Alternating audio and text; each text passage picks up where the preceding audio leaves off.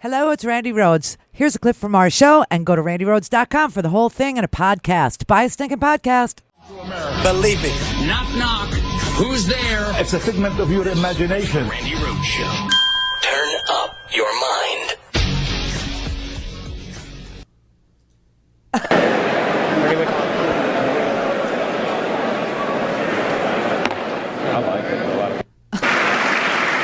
Thank you very much. Mr. Speaker, Mr. Vice President, members of Congress, the First Lady of the United States.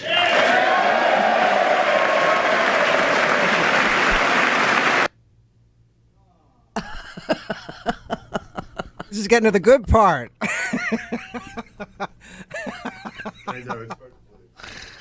No, my whole screen just went green. Did we lose it again? Did we lose Comcast? We again? may have just have to refresh your browsers because, they were there before. No, so. I did that. That's why. Oh, yeah? Yeah, see? Wait. Oh, I got TV. All right, wait. Okay, you're not going to believe this, but I have that outfit.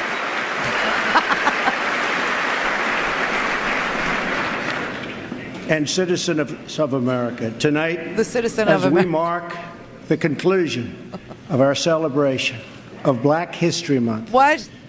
we are reminded of our nation's path toward civil rights and the work that still remains to be done.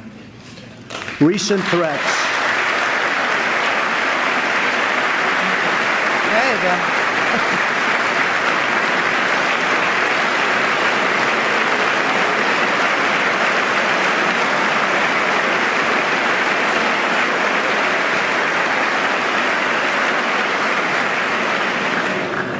Recent threats targeting Jewish community centers and vandalism of Jewish cemeteries, as well as last week's shooting in Kansas City, remind us that while we may be a nation divided on policies, we are a country that stands united in condemning hate and evil in all of its very ugly forms.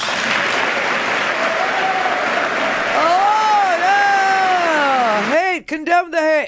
It's so interesting because yesterday afternoon, this is so weird. We're very late because there's some massive thing going on with our infrastructure in these United States of America.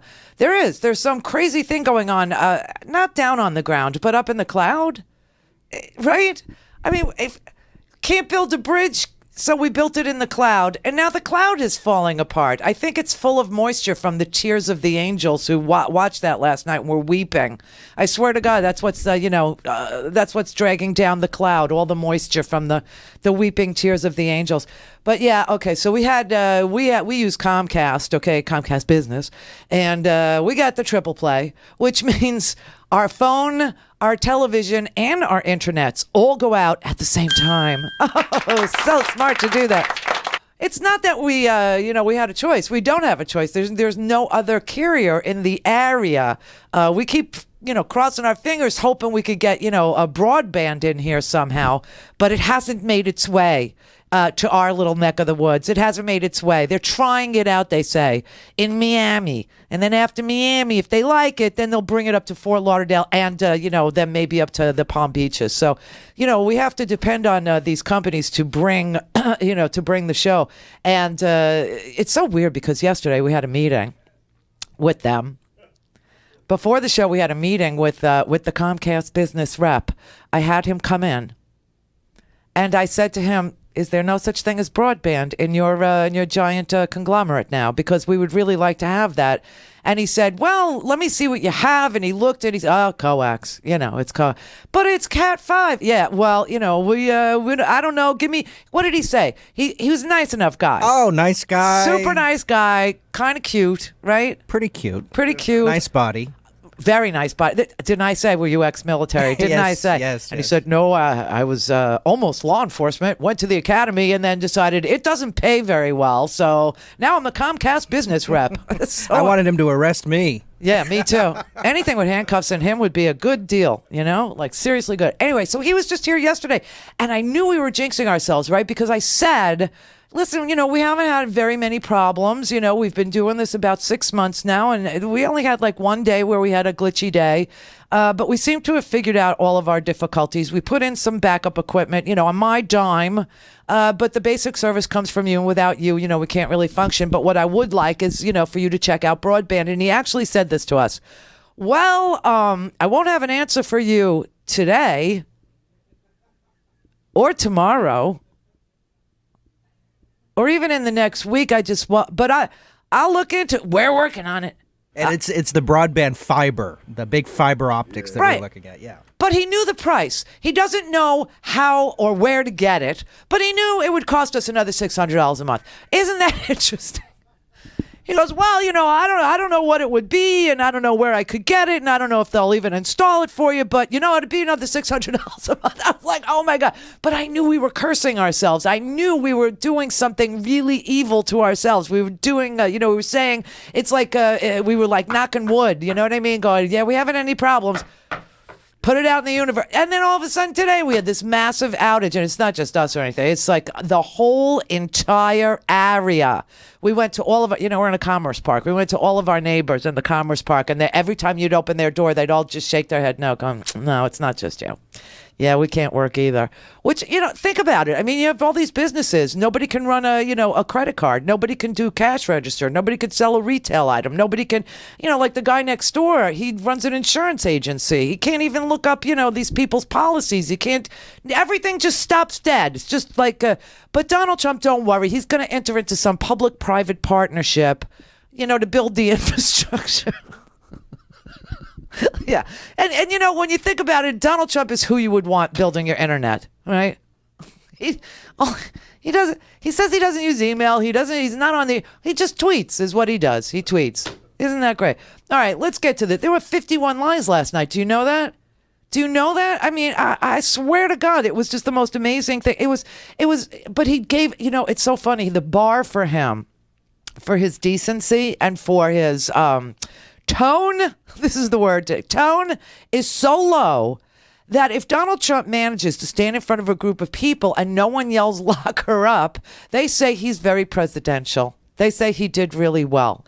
They say, hey, but you know what it's like? It's almost like he was, like a guy who was going in front of the parole board, sort of like, forget what he's done. Look how nice he cleans up. Do you know what I mean? And they're calling it a success because he lied convincingly and without yelling at too many people, even though the Democrats, the women wore white and wouldn't get up on their feet except to applaud Karen Owen. And, listen, can I just say something? If you weren't moved by that, if for some reason that didn't, affect you emotionally and you immediately said, he's exploiting the dead, you are not a functioning human being, okay? Something is really uber wrong with you. Because any normal human being who watched that woman look up and say to her, to Ryan Owen, whose name is William, by the way. He's a William Jr. They just call him Ryan. But of course, every time Trump said his name, it made me sick. Because he doesn't know him. The family is so super divided. The mission, Trump blamed it on the generals who are the best generals in the world. His generals are, he made the decision to do this thing over dinner with his son-in-law and Steve Bannon. That's just vile. Okay? It's vile. And no, Obama never approved this mission. That's just false. So for him to stand, and this is the thing with this anti-Semitism, and it started out this way. And the second he said this thing about anti-Semitism, because, I collect the little sound bites. I do. I love them. My collection of sound bites is just unbeatable. And, I could play you all three questions about the anti-Semitism. I could play you all three. The first one where he said, but I won. The second one where he said, sit down, I don't like the inference that I'm an anti-Semite, even though the Orthodox Jewish reporter said, no one in my community is calling you an anti-Semite. I've never heard you be called an anti-Semite in my community. And that said, here is what we are concerned about. We are concerned about these bomb threats. At that time, there were only 48 of them. Only 48. So I guess it wasn't ripe for him to say anything in public at in the East Room at a press conference. So he told the guy to sit down and shut up is what he did. I mean, it was just disgusting. And, I know people have very short memories. Let's start with number 2, okay? Let's start with that one. This is the second attempt to ask him the question. Wait, let's see. I want to find a friendly reporter. A friendly. Used to say it was John. Are you a friendly reporter? Watch how friendly he is. Wait, watch how friendly he is. I don't think our phones are working. I've been good to you the entire campaign, Mr. President. Go ahead. So, first of all, my name is Jake Turks from Ami Magazine, and despite what some of my colleagues may have been reporting, I haven't seen anybody in my community accuse either yourself or anyone on your staff of being anti-Semitic. We understand that you have Jewish grandchildren, you are their Zaidi. However, what we are concerned about, and what we haven't really heard being addressed, is an uptick in anti-Semitism and how the government is planning to take care of it. There's been a report out that 48 bomb threats have been made against Jewish centers all across the country in the last couple of weeks. There are people who are committing anti-Semitic acts or threatening to. You see, he said he was going to ask a very simple, easy question. And it's not. It's an important. It's not a simple question, not a fair question. Okay, Not sit a down. fair I understand the question. rest of your question. So here's the story, folks. Number one, I am the least anti-Semitic person that you've ever seen in your entire life. Number two, racism, the least racist person. In fact, we did very well Nobody relative to asked other you people about running as a Republican. Quiet. See, he lied about he was going to get up and ask a very straight, simple question. He lied. So, it's welcome to the world of the media. Okay, he first of all, just everything is so wrong with that. Donald Trump was standing at the podium. He went scouring this little press crowd to find himself a friendly. Okay? He picked this guy. Now he accuses this guy of being a liar because the guy somehow made a deal with him that we missed in the soundbite where he said, pick me because I'm going to ask you a very easy question. Okay, so that was wrong. And then the second part, the guy said, nobody thinks you're an anti-Semite, sir. Nobody in my community has ever said that. Here's what we are concerned about. And he said, you lied, called him a liar, and told him, and now he's going to tell him to sit down. But the third time that question was asked in the same press conference never got airtime. I don't know why. I guess people tuned out. The media, I don't know, got tired of editing. Not sure why. You didn't realize that this question was asked again. This is the third time, and this time is really creepy because in this particular answer, Donald Trump decides to say, it's not our people, it's your people. It's your people. He actually is insisting that they're false flags and that Jews are calling in bomb threats to their own Jewish centers. Okay, he wasn't there yet on this day. On this day, he said it was Democrats. Yesterday, earlier in the day, before this joint session. No, it's not a State of the Union because he's not president long enough to give a State of the Union. It's a joint session of Congress. That's all it is. But his ratings were down too. I'll go over it. But okay, so the third time he was asked, he decided to say it's the Democrats that are doing it. Go ahead. Yes, Mr. President, 2 questions, both follow. No, one question. 2 we can't handle. This one can't handle 2. Go ahead. Give me the better of your 2.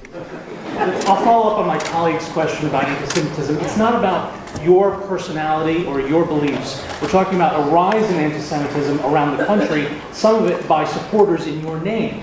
What can you do? And some of it, and can I be honest with you? And this has to do with racism and horrible things that are put up. Some of it written by our opponents. You do know that. Do you understand that? No. You don't think anybody would do a thing like that.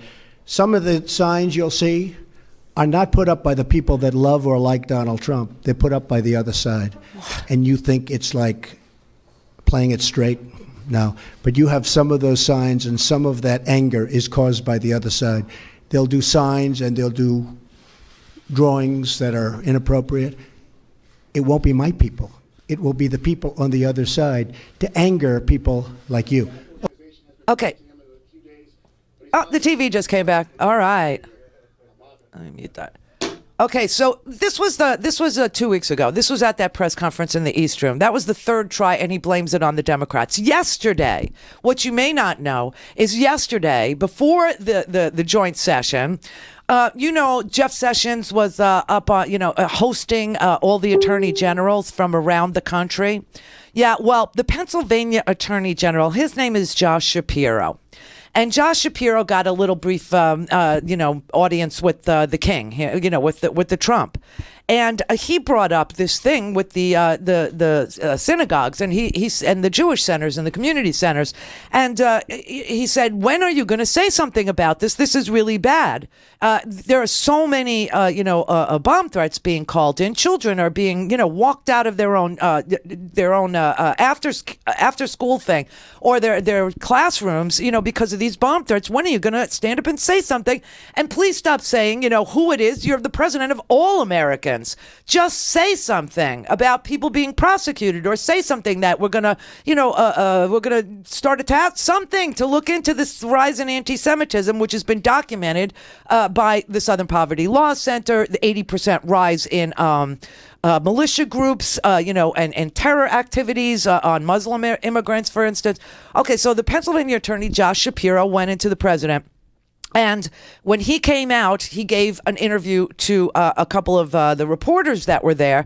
And Anna Orso, she reported that the Pennsylvania Attorney General Josh Shapiro is among the state attorneys general who met with President Trump this morning in Washington. Shapiro says he brought up the bomb threats and the Jewish cemetery desecration over the last few days with Donald Trump. Shapiro said Trump indicated that the threats at the Jewish community centers may have come from the reverse, or to make others look bad. Shapiro stopped short of saying Trump thinks his supporters are being framed for bomb threats, but he seems to think that's what Trump meant. So Trump was telling, right up until this stupid, lie last night about how all the ugly forms of anti-Semitism and racism, and it's the end of Black History Month, everybody. What did he do for Black History Month? Did Reince Priebus do some sort of a poetry slam or something in the way? How did they conclude? Did they let people touch his hair? I don't know. How did they conclude Black History Month in the White House? But this thing about anti-Semitism, yesterday afternoon he was meeting with attorneys general, and also Anthony Scaramucci, who is Trump's pick to be the director of White House Office of Public Liaison and Intergovernmental Affairs. He also suggested that the bomb threats were being called in by Democrats. He was tweeting yesterday, and he pointed to a fake news story, Breitbart. He pointed to a fake news story with, what's his name, O'Keefe. He actually retweeted this. O'Keefe reveals bird dogging to incite violence. Democrats have used trained provocateurs to instigate violence at Republican events nationwide through a tactic called bird dogging, Breitbart.com. And then Scaramucci starts tweeting that out and says that, this is what's going on with the Jewish community centers. I mean, this is unbelievable. So this is how the speech started last night. And quite frankly, I was so not disappointed. I mean, you don't expect much from this guy. You really don't. You never know what to expect. But I will tell you also that yesterday afternoon he had a meeting where he said that he was going to tell Congress what his comprehensive immigration plan looked like, that he was interested in comprehensive immigration reform. He said nothing about comprehensive immigration reform. In fact, last night he said something completely different. He said he was going to set up some office called Voice, Victims of Immigration Crime Engagement. They couldn't even come up with a decent acronym. I mean, they should call it Slime Balls Espousing Xenophobia or SEX, because that sells. Do you know what I mean? Something like this. Or Reactionaries Attacking Certain Immigrant Subgroups Task Force, or Racist. Do you know what I mean? So he said he was going to start this this Voice thing, and every week he's going to put a list of crimes committed by immigrants. Now, immigrants are less likely to commit crime than native-born Americans are. You know that, right? You're more likely to get shot by a toddler than you are to get shot by an immigrant in this country. It's just so unbelievable. And I got to say, Homeland Security always sounded like a fascist thing, didn't it? Even when Bush started it. I mean, we just invented it. Homeland Security, the motherland, the fatherland. And now Trump is making it live up to its name, because this is what's going to happen. We're going to have Voice, and they're going to publish the victims of all those vicious immigrants. You get shot by a 6-year-old using daddy's gun before you're gonna. It's so unbelievable. This thing is so disgusting. I can't even stand it. And so then this is here's 2 minutes of it. Okay. To bring back millions of jobs. Millions. Protecting our workers also means reforming our system of legal immigration.